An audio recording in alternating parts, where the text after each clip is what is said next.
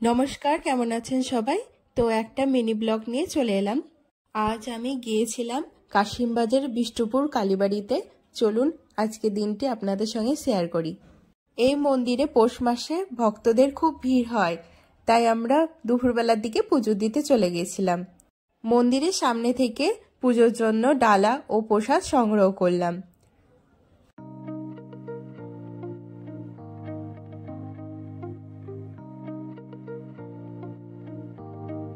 মায়ের পুজো দিতে মা বাবা আমি গেছিলাম।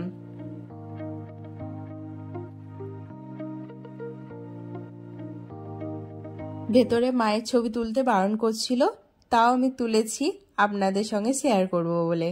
মা সকলের মঙ্গল করো, জয় মা জয় মা।